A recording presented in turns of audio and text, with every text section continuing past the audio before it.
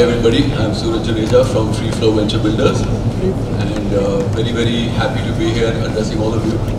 So today we're going to be chatting a little bit about something which is very basic but yet very important in the entire business ecosystem right now, not just startup ecosystem. And that's the digital way ahead. How we need to go digital, how we literally have to go digital today. It used to be an option, let's take out this digital, let's go the tech way and everything, but now that's not an option anymore. We all have to. And one thing that we've seen, especially after the pandemic, is that suddenly something which could not have happened in the next 10 years also has happened in 2 years, where habits have changed. So you would never see your mother or your grandmother buying groceries online. You would never see them buying non-veg and chicken and fish online and being delivered to your house. They wouldn't have got this habit for the next 10 years at least, but suddenly they had to. And literally every company has to go digital. Every company has to go the tech way. So a little bit about how we are addressing that in our company, first of all, and what we think about it, and then we can take the chat ahead. So I would like to introduce all our panelists. We have Mr. Rahul with us from Blue Medics. I think he's on his way to the stage. We have Mr. Ankur Jain from Gyan Advisors. We have Mr. Pankaj Sahani, CEO of Maidan Hospitals, and Mr. Chandrashu from Ekanek. So on that note, I'd like we can start with Mr. Pankaj Sahani. How are we basically looking at going digital from your perspective, and especially that you're more of a mainstream offline business, the way I would say. They are hospitals and it's basically a business which is not really completely online. So what is your perspective on this? How do you look at the shift which we are going through? Thank you. So first of all, I think that fundamentally, at least from my point of view, we need to actually stop talking about businesses which are going digital or going mobile. When we talk about businesses, we don't talk about businesses which have sales or which don't have sales. We don't talk about businesses which have HR or don't have HR.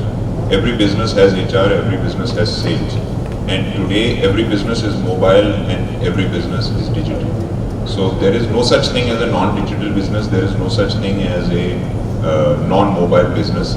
And this word actually, which is often used in my industry, which is digital transformation and super app, I hate all of these words, because what it creates is, it creates some idea that there is something very special at the end there, that when we make this super app, then our job will be finished. But we don't think about finance and HR like that, once we make the HR team, then our job will be finished. So we should move away from this concept that this is something special. This is just the way we live now.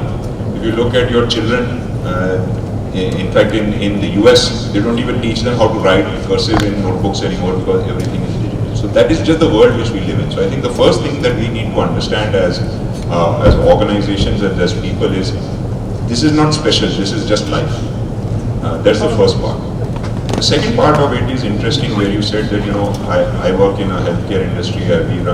We run hospitals across the country, where the interaction that happens with our patients, with our people, is not happening only in a virtual world. It is happening in the virtual world, it is happening in the real world, and it is happening across those. So what we see is that the fundamental assumption that an interaction between a doctor and a patient, or a caregiver and a patient, has to happen physically face to face. This point has been disproved. And while it was disproved many years ago, what happened actually is that the whole world realized that it is not true only when COVID came, because you could not leave your house. So what we've seen is that this transformation is very much real, and it is not a question of whether it was possible or not possible, it is a question of the mindsets of the people have shifted. That, I think, is what COVID created. But my other word of caution, and then I'll hand it over to some other speakers and we can come back and debate and discuss this, is that, again, in addition to stopping thinking about digital being something special, what we feel and what we often do, and in fact we are in some ways experts at this, We take all the things which we do in a offline world, which are all wrong, which are all broken, and we put them online, and then we think that we have achieved something fantastic because now the form which you have to fill 25 times with at least 80% information is same. Now you have to fill 25 times, but instead of pen and paper, you have to fill it online. We don't actually think about fundamentally re-engineering or reorganizing operations. And if there is anybody in this hall who has worked in an IT company and had to ever go and talk to somebody, they always ask this thing, please give us the business requirements list. And most of the IT people that I have dealt with, they always tell that the business doesn't understand the business requirements list, and it is a requirement for us to start our work, so we only create the business requirement document. So if you actually first try to understand what is it that you are trying to achieve with the use of new age tools and technologies, only then will this entire digitization have any value for you. Otherwise, what you're doing is taking the same mess which we have today and making that mess available on the internet bigly. Right. And on that note, I just want to add one more thing. I want to ask you how it's also it's become a big enabler today. Let's say even with simple things like virtual medicine and things like that, especially in the COVID, when we saw that people were okay with taking video calls with doctors and getting their prescriptions and all that with the chain. So it's an enabler that maybe makes things easier for the patient and the doctor. Right to the next spectrum, where now we have sensors on wearables on patients' bodies, where a doctor can in real time see the fluctuation within them and all that. So I think as an enabler, do you think also there's a lot of change technology as an enabler? From the most simple part like virtual medicine to, let's say, sensors and remote monitoring. So there is no doubt that technology is an enabler. And I think that technology has been enabling, frankly, every industry, all of our lives from the start of time. The wheel was a technology, new technology. Today we think of technology and silicon chips and wearable devices and things which have microprocessors. But that was not the definition of technological innovation, decades ago. There was different kind of technological innovation at that point in time. But again, while there is no doubt that this has helped us and that it should continue to grow, I think that we really need to understand, and I think some of this was in some of the other discussions. Somebody mentioned, first please understand what are you trying to solve. So I wear this Apple smartwatch and it can tell me my heart rate and it can tell me so many other things, but I don't know what to do with this information. So if you take all of these wearables, and especially in my field, which is healthcare, you have devices and somebody is saying that, it will, if you put this ring on your finger or if you put this, it will tell you this and it will tell you that, and you upload how many steps have you walked. What will you do with this information? The crux of healthcare, at least in my field, remains the trust relationship between a doctor and a patient. And my advice, since I see many people sitting out here thinking about, healthcare seems to be a very good industry, very recession-proof industry. That's not actually true, but anyway.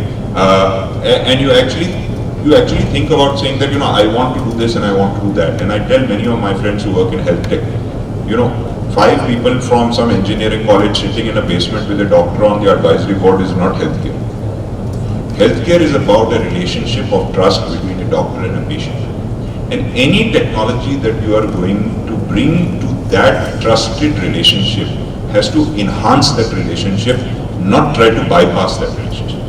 And unfortunately, what I see is too many times people are trying to bypass that relationship by saying that there is not enough doctors, or you don't want the doctor to capture all the value in the ecosystem, you want the technology company to capture value in the ecosystem.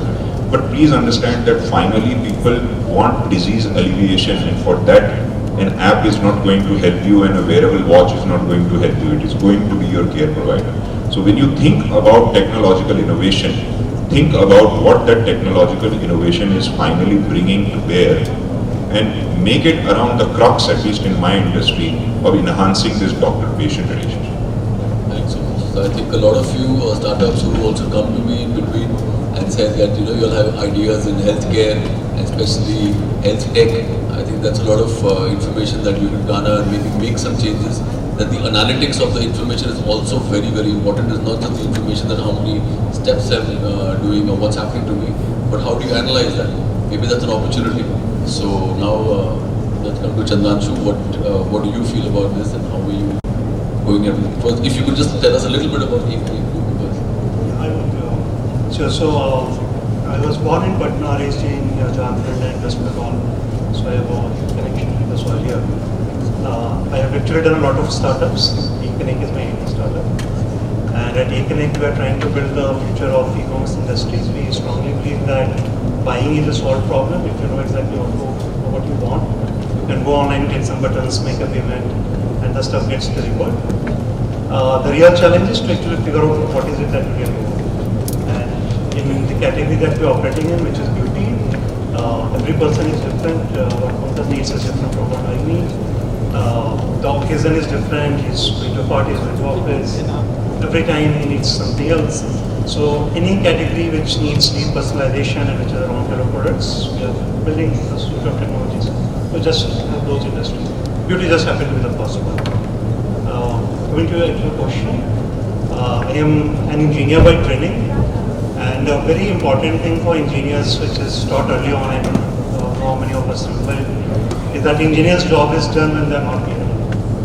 So if you keep needing the engineering team to come in and keep tinkering with the product, it's not yet done.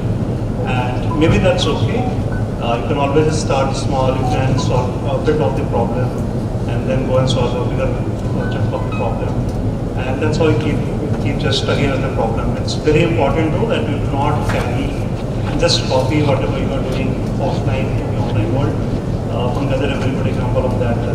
You just transfer the same 25 phones again online and call it an instructions website. That is just not it. So that's what we are trying to do. To give you an example, we had a warehousing problem, all e-commerce companies do, where stocks for some products, some brands, repeatedly ran out of a stock because placed an order, a purchase order, the order has not been fulfilled by the brand yet. You ran a marketing campaign, the stocks ran out.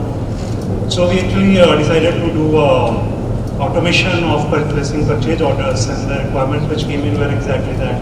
Give us a form, we'll put the number of SKUs, we'll put the number of pieces that we need, we'll put a date when we want it, and we'll just send automatically an email to the client. That just did not cut it. We actually had to monitor the sales, and that is when we started learning and started building these requirements ourselves. So asking people about the requirements often will not tell you, but if you work with people and you just should not bypass them. You should go sit with them, next to them. It's actually called shadowing somebody. Again, a very common practice among engineers.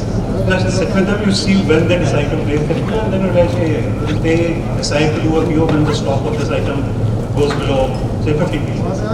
Now you start building those thresholds. Then you actually figure out why is a threshold for some SKU 50, why is it 100 for something else. And then you realize that, okay, there is based on sales data. So now you start your automation from there. So basis the sales volume, basis the number of POs already on flight, your stock level, you decide when to place the next PO. And then that entire team which was busy just creating POs gets freed up to do more constructive work. And then they also see a lot of value in this. See, nobody likes to work 20 hours a day or 12 hours a day. So when you free up that time and you bring value to them, they will come up with more innovative solutions on their own. And they'll start to do the questions to you, which is where the crux of design is. Unless you know what is it you are solving, you are just going to copy somebody, you are just going to implement someone's instructions. So that's the design process for me. You start with the very fundamental questions, and then you just go and just engage with the solution. So we come to one more industry, which is financial. Let's say from wealth managers, people into the finance market, chartered accountants. Now for them, especially for this business also, so how do you see tech transforming it, or have you adopted some technology, or what's your perspective from this business too? Because again, we wanted people from a business which is not tech oriented, but yet how are you going to adapt to technology? Ankur Dugar. So basically we are trying to implement technology. Ours is a traditional business, going to a chartered accountant and creating all the documents and giving them all the documents. Now it has gone digital. I was in EY right now. The audits are being conducted digitally. You are not required to visit the offices. So they have adopted the technology at an earlier stage. However, the traditional accountants or the chartered accountants are not accepting that as quickly as the top companies. So this is the first mover advantage. Basically, technology gives us the first mover advantage. So be it any industry, for example, if you are saying that the business is a traditional business and you cannot go digital, even then you can, in some form, you can go digital because you can automate or schedule your work through the help of the apps that are available for free right now. Various startups are helping on that, and right now it's the right opportunity to increase your traditional as well as non-traditional business with the help of technology. So, for example, my father is a businessman and having a traditional business in automobile. So, we try to automate the procedure together and implement the ERP. Although it's a very traditional business, still in some form you can adopt technology, whether or not you think you can scale it at 100x or 10x. So, even if it is 2x from the current year, even then you are able to scale with the help of the technology.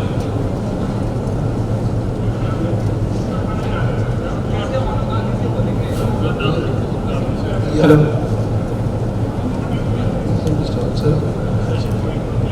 So, as far as the services industry is concerned, the primary focus should be to adopt automatic mechanisms which helps you to perform your day-to-day tasks in an efficient manner with the help of the technologies and the applications that are easily available. And the startup ecosystem is helping to have such apps and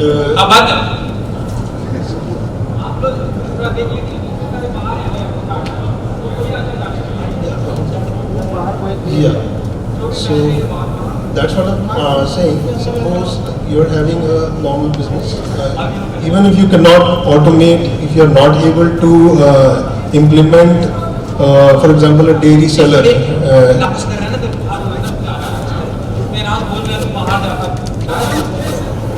I think there's some announcement happening outside. Just a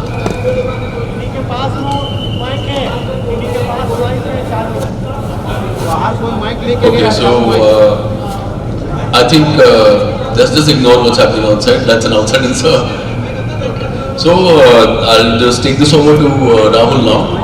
I think you can just grab that, or you can sit here, Rahul. So Rahul is from Blue Medics, again a Patna-based brand chain of medicine stores, and just want to know how you guys have adopted technology, or what's your perspective on it. And we are just looking at how different businesses are thinking of technology and going the digital way. So just want to know your perspective, especially with regards to Blue Medics. Okay, so when we started Blue Medics, it was basically a bit of task. Technology was something we were not very related to. And Patna being a hub of people with a lot of technologies and things like that, they mostly relocate. They don't go to Bangalore and Delhi, they don't really work in Patna. So that has been a challenge, but yeah, we started with one store in 2017. Currently we have around 50 plus stores, 49 plus stores which are already in projects. So altogether 100 stores are in Patna. We are catering 18 districts in Patna at this very moment. And we are expected to reach 250 stores by August this year. Yeah, and then all this story what I told you is what technology helped us to reach. It was not possible doing man on man. So yeah, we worked hard, we tried a lot. We went into SaaS model first, so software service, we got a lot of SaaS, we tested them and then we used it on a platform, and yeah, from CRM till order management, franchise management, customer management, everything is what technology has helped us reach here. It has been a journey as co-founders. We are basically planning to how the software and the skills and what exactly what we want should go, the message should go to the market. So when we started, there was a reason to start Blue Medics. Medicines in Patna was highly available, but it was not available in villages. And when we saw that a guy from a village has to travel around 50 kilometers, 60 kilometers, leaving his complete work and then coming back to a district to buy a medicine, that too on the MRP, and then went going back. When in Patna, there was already a big market where medicines were available easily.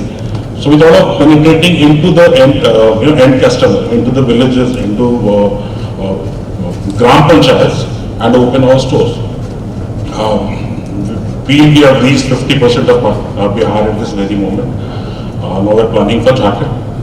So the basic concept of us is using technology to reach the end user. It has helped a lot. Using technology to reach people, to let them know how we are providing services in the market. We started Blue Medics Labs. We started diagnostic as well.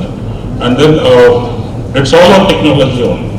Orders are coming on technology. Things are happening on it. So of course we cannot live without technology in this era. Man-to-man things are not possible. Physical things are now not possible because everyone is on Facebook there. So one message on Facebook can go very vigorously than putting a banner or a poster in Patna.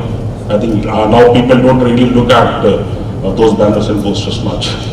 So yeah, technology is the basic part of every startup.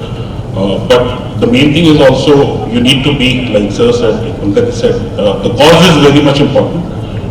How to start a startup, what exactly we want to do. So we need to look what cause are we going to, what changes are we going to do, what problem is there. And on that problem statement, if we work out, if we dedicatedly work hard, of course, there are a number of startups, including us, that are doing well in the market.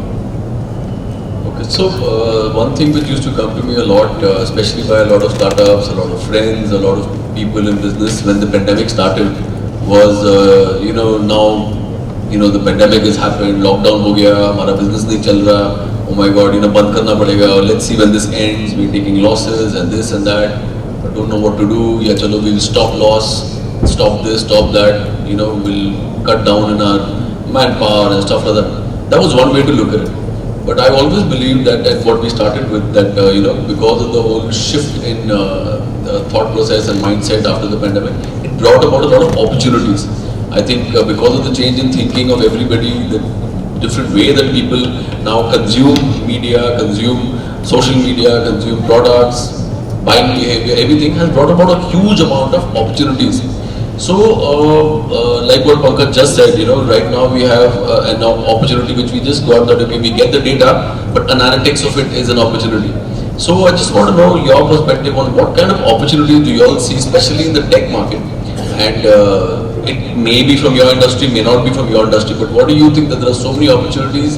And obviously these will arise from maybe what your needs are. Maybe you think, agar aisa hota, to maybe it would be, would have been very good, or if I had this, it would be very good. So I think a lot of people are looking at new ideas, who are already working on new ideas, would also want to know what kind of opportunities are there in the market, or what do you think would be the opportunities that have opened, especially from a perspective of technology.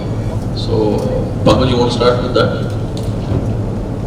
Especially in the health tech, you can, I think, begin.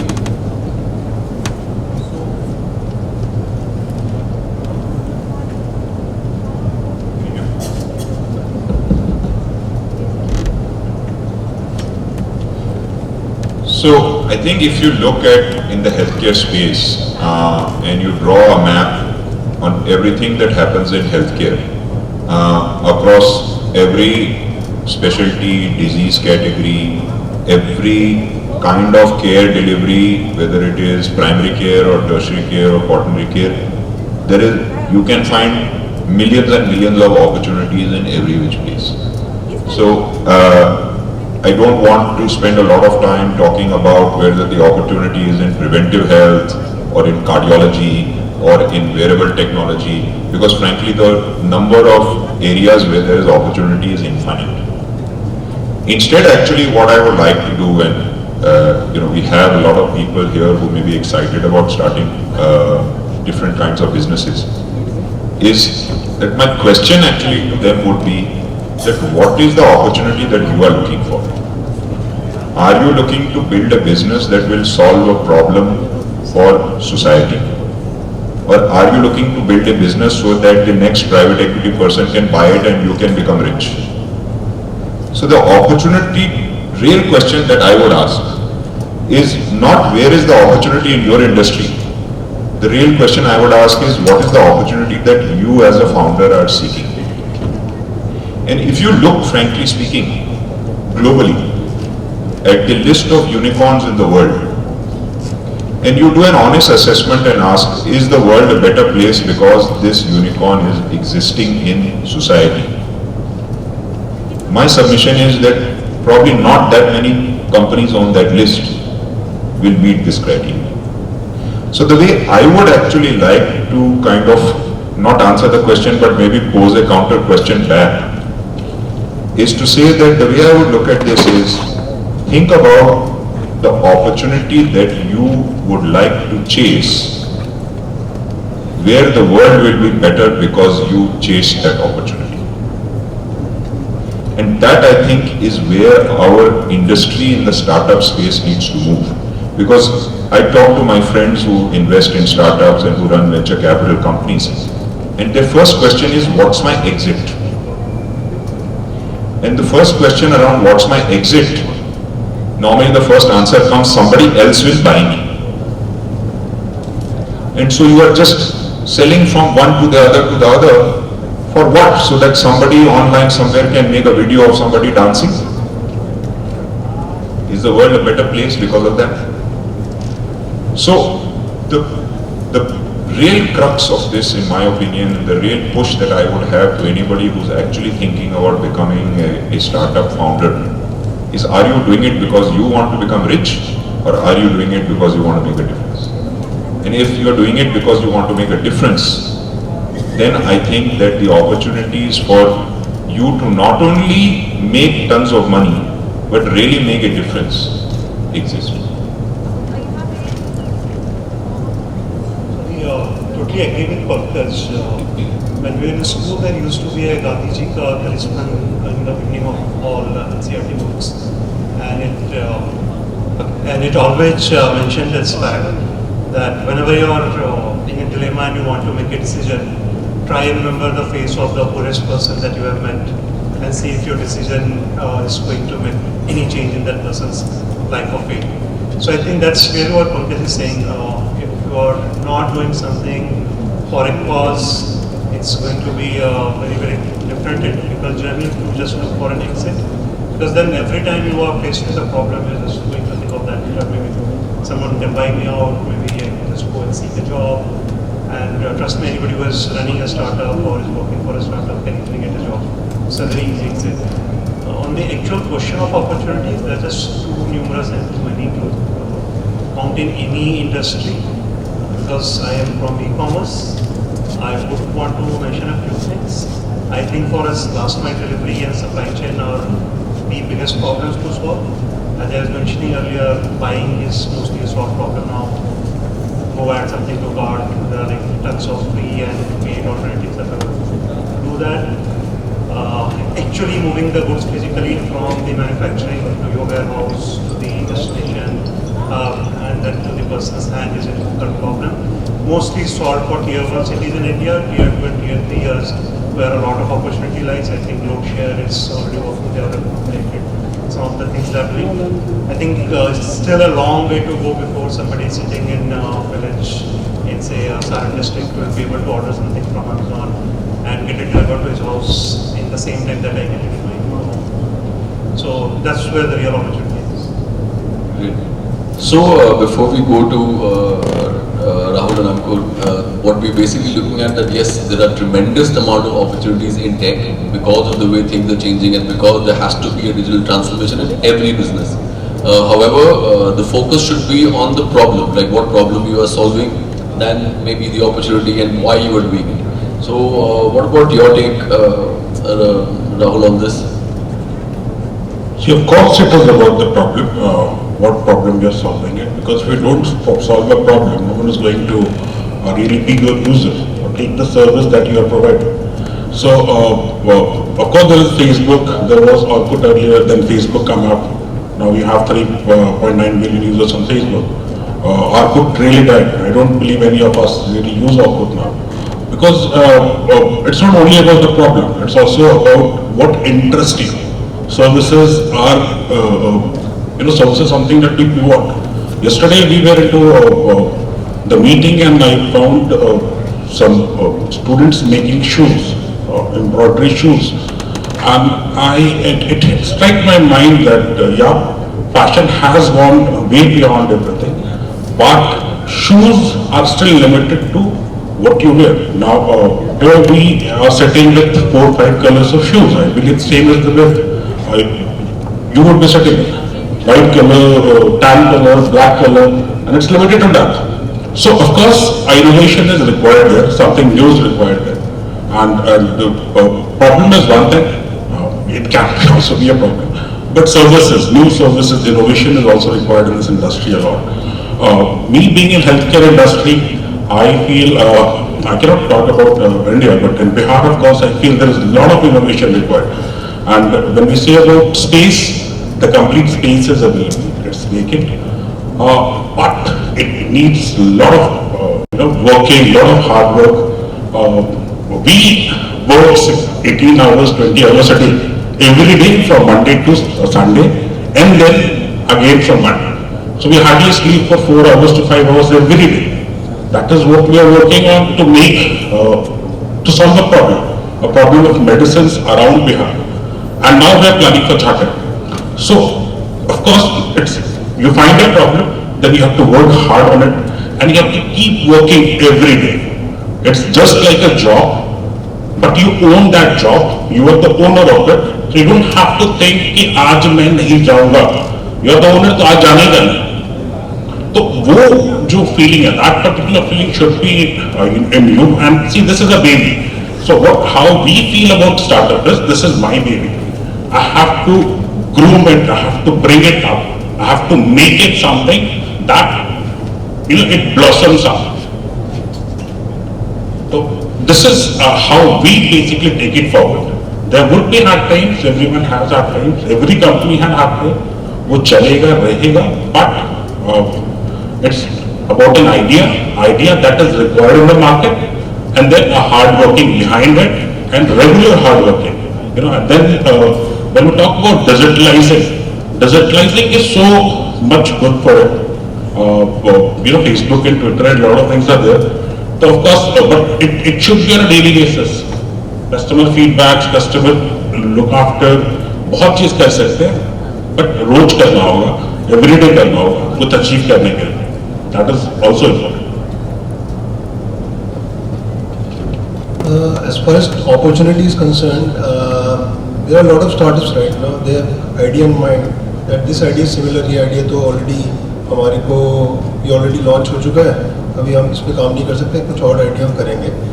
But if you see, the same idea is being done through a different manner, and still they are trying to make and raise tons of dollars in that field. So it's not that the opportunity is always there. Even if the startup is already established, you can make another startup and do the things differently, and you have to be open. And the existing startups are not using that technology that is already available through some other startups. So you have to be part of the ecosystem, and you should be aware that this is the latest technology that is there right now, and you can use that technology to build a better product. And if you are open, then only then the opportunity will, you can use that opportunity. So that is the thing that I think it's the main, that you have to be open with the current scenario and the current technologies that is available right now, and improve the product that is better than the previous one, and be a better product. Basically, there are a lot of options now. There are a lot of technologies that have come in, and yes, there are always technologies which can be better, that can be improved, and that itself is an opportunity. Now that we've chatted a bit about why every business needs to go digital, why what's the importance of it, maybe the opportunities in it. I also see great amount of challenges in it now that we're facing. So we have a couple of ventures into technology, some into even D2C, some into e-commerce, some into even the newer ones that are into facial recognition and deep learning and all that. The biggest challenge that we are facing now is people.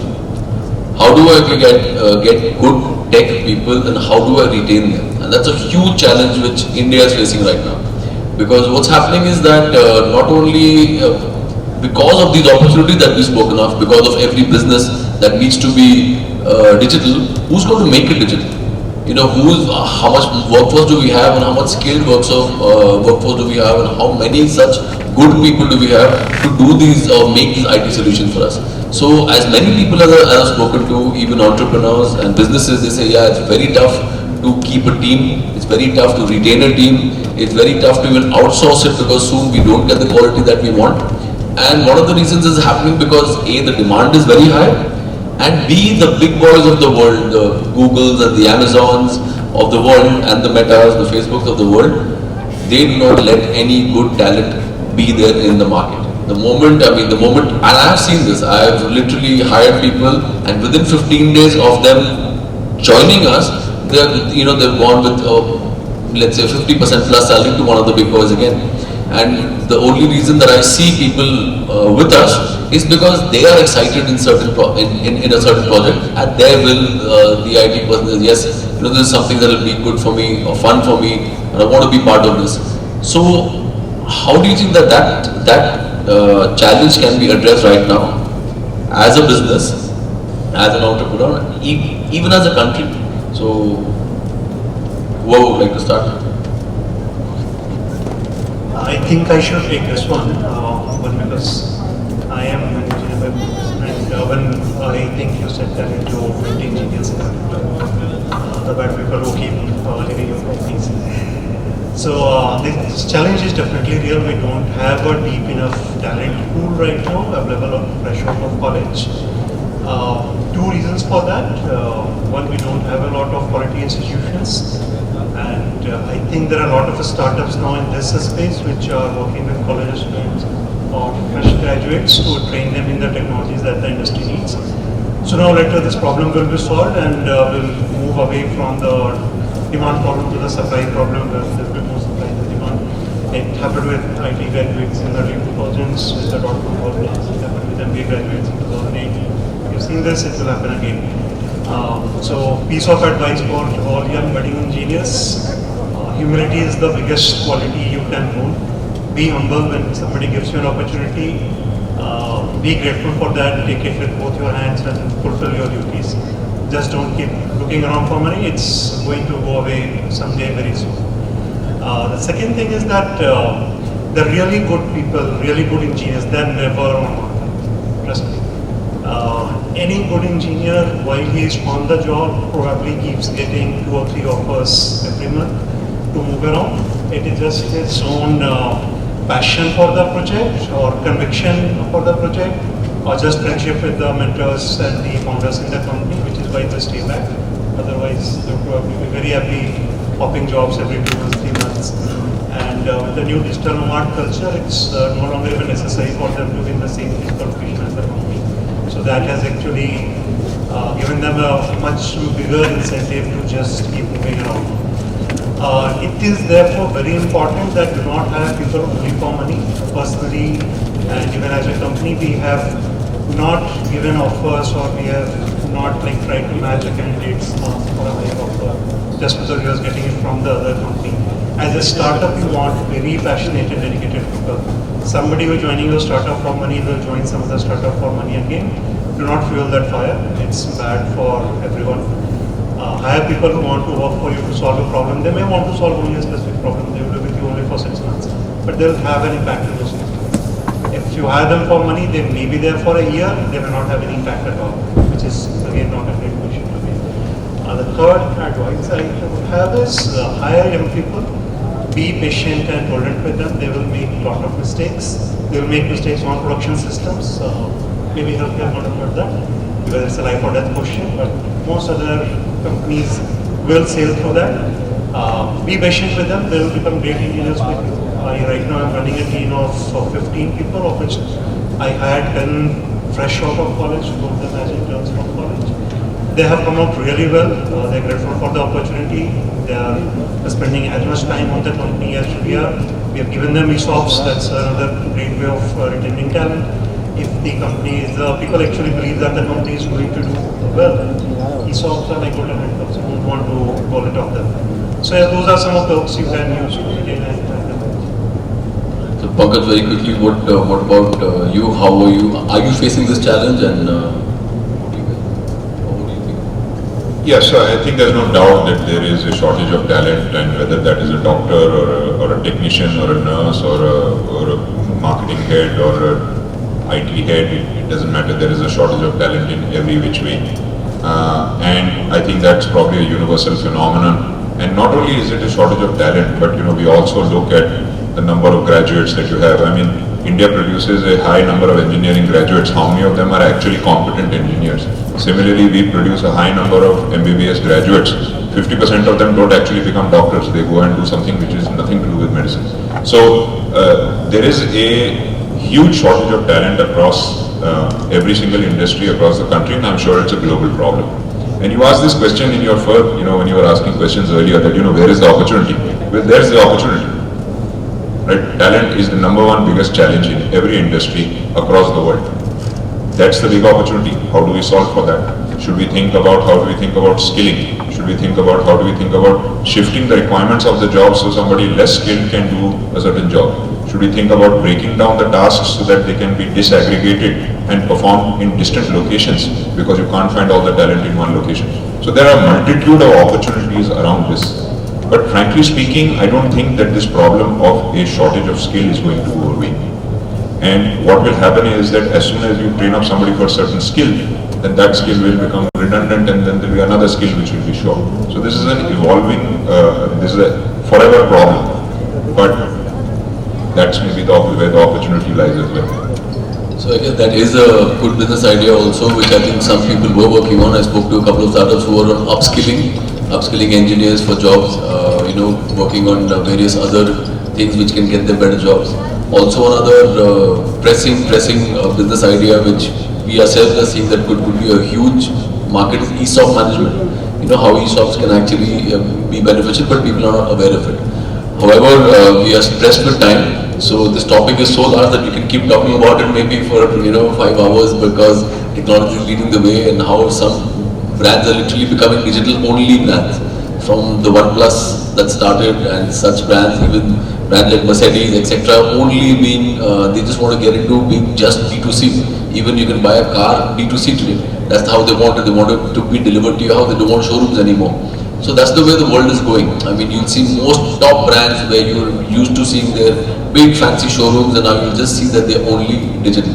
So that's the way the world is going. Immense amount of opportunities, not just within the system but outside the system. A lot which has just been changed via the whole mindset of people, which maybe a lot of problems have not been addressed. It's lying right there for you, and immense amount of opportunities in just taking businesses digital or one part of it digital. So with that, I would like to thank the entire panel to be here. So thanks a lot, Rahul. Thank you, Pankaj. Thank you, Sudhanshu. Thank you, Ankur. And over to the next. We'll take a few questions from the audience, and then we'll wrap. Yes. Hello, hi everyone.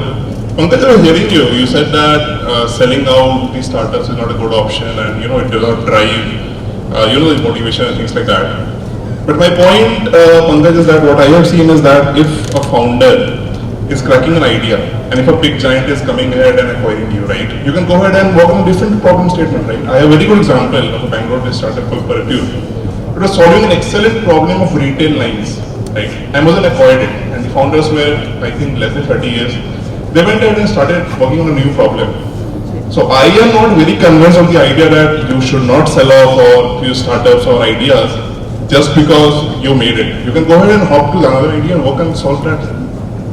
What's your take on that? Yeah, so let me clarify.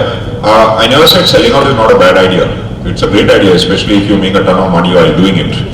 But the question really was around what is your objective. So if your objective is to sell out because you want to make money, that may be fine. If your objective is that you want to build a business, that may be fine. If in the example that you have articulated, what I think you are trying to say is that a founder takes the business to a certain stage, but maybe if we say that the founder realized that this business is more valuable and can generate better returns or can generate better impact in society, by handing it over to somebody maybe more capable in whatever field, maybe they can scale it, they have more capital, whatever it is, then that's fine too. That is the question of what was the objective. So in the example which you said, is the founder getting out of the way because the founder has become the constraint on the success of the business? Or is the founder getting out of the way because the founder sees that I can make a bunch of money and dump this company with somebody else who may or may not be able to justify the returns on that money? I am, by the way, not passing judgment on your objective. It's your objective, not mine. But my question, when my statement earlier was really around the fact that be clear on what is the objective you are seeking. And if you, for example, come to me or an organization like us and you tell us, listen, we would like to partner with you because we would like you to invest in this company or in this idea, which 3 years from now we will exit out to XYZ person, and actually we are not very sure whether this company will ever have any real impact in the space which you are in or in society, then we are the wrong people to be talking to, we are not interested. But if you come to me with an idea that you say that I have no idea how much value this will generate in 5 years monetarily, but I think it can redesign how healthcare delivery happens, then I am interested in you, I will give you space in my hospital to come and develop your idea. That's my objective. Other people's objectives may be different. I think as a founder you should figure out what is the objective you are seeking. Because there is far too much money coming in far too quickly. And we've seen stories about it all over in the papers and everywhere, where founders start out with certain principles, certain objectives, and they, broadly speaking, become corrupted. And I don't know how many people here are from the investing side, but if I as an organization have a subsidiary company, I still hold moral responsibility for the behavior of that subsidiary company. But if any number of these private equity or venture capital investors take a sizable position in a startup and then they start telling that startup to do things to generate higher value, and suddenly one fine day we realize that somebody in the startup has done things which are unethical or inappropriate, what does the private equity guy say? No, we are just a financial investor, we are not responsible, it's the startup guy. Who created the incentive for that behavior? So it's very interesting. You don't talk about the big Indian conglomerates and say the holding company of a Reliance or a Birla is not responsible if a subsidiary of Reliance or Birla behaves badly. How many people hold the venture capitalists and the private equity responsible if their subsidiaries behave badly? So really the crux for me is to understand how do you think about the objectives that you are chasing. And frankly speaking, while we spend a lot of time talking about digital, we all live in the real world. So the objectives that you chase, the objectives that the organizations around you chase will be the world that we live in and the world that our kids live in. Hello sir, I have a question.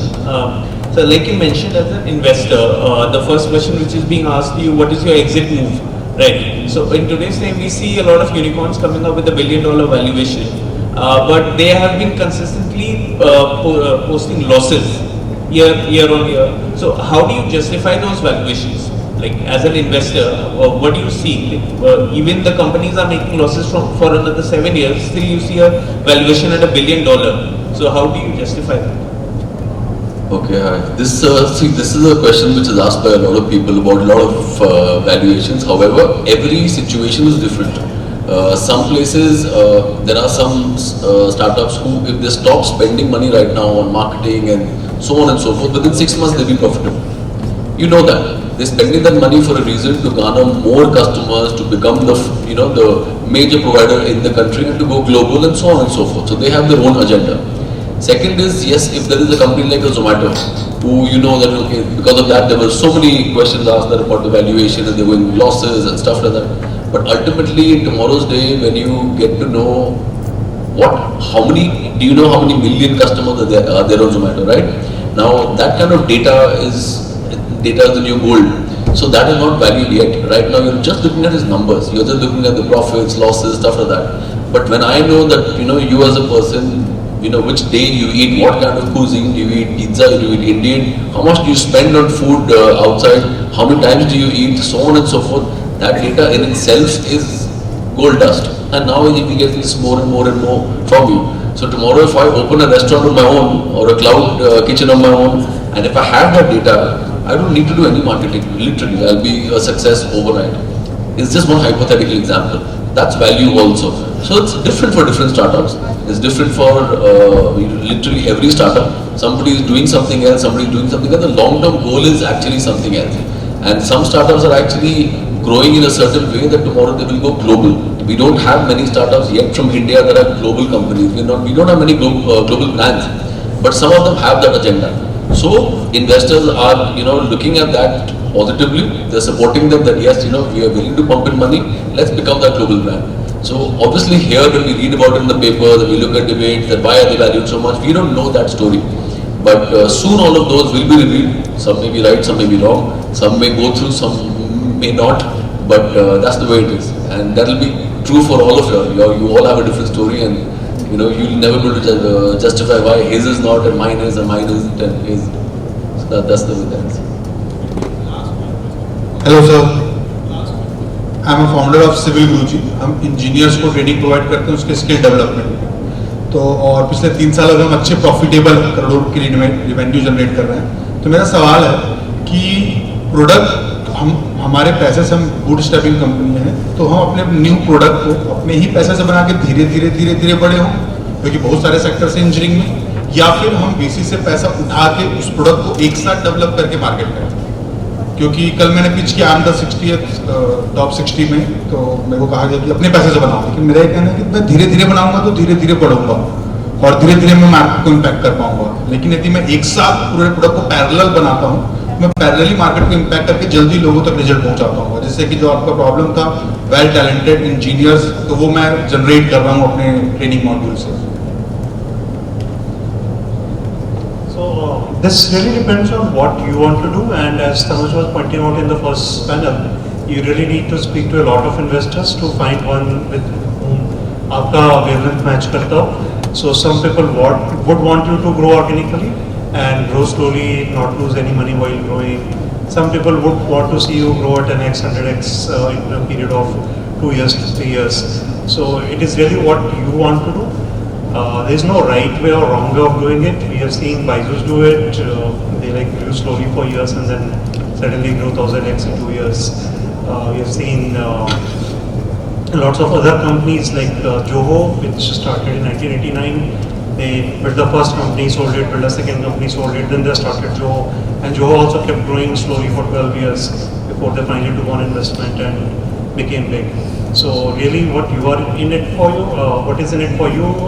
Do you want to do it as a lifestyle business, which a lot of coaching classes used to do, where people would make 5 lakh, 10 lakh rupees a month and live a very lavish lifestyle like Patna? Or do you really want to jump on the national scale or jump onto the international scale, export talent to other countries? So what is it in you for you? Nobody else knows. So just find the right investor and maybe they will help you grow the next 2 years. Thank you all for your time, for your motivation and for the insight which you have given. Can we have a one round of applause for them?